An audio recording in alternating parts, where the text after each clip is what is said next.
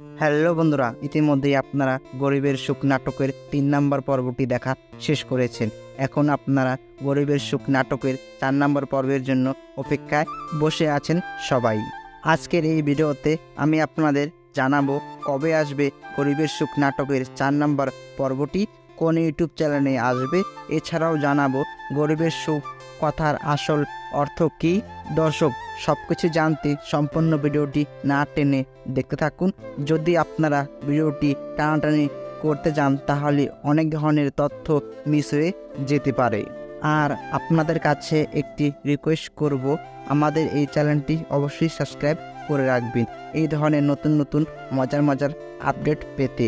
কেননা eagle premium station YouTube চ্যানেলে সব নাটকের জানা অজানা গোপন তথ্য সবার প্রথমে আমরা দিয়ে থাকি।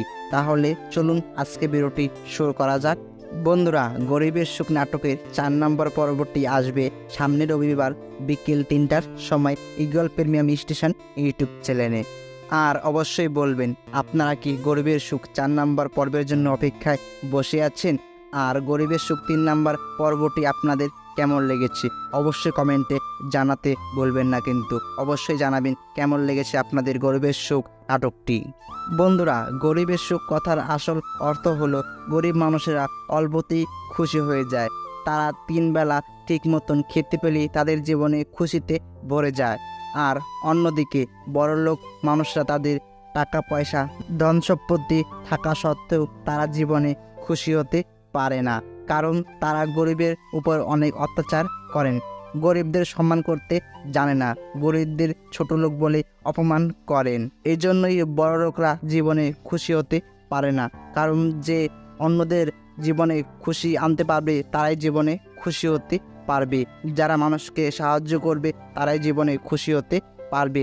গরিব মানুষেরা অন্যদের সম্মান করতে জানে এবং অন্যদের সাহায্য করতেও জানে, এই জন্যই তারা জীবনে অনেক খুশিতে আনন্দে ভরে থাকে।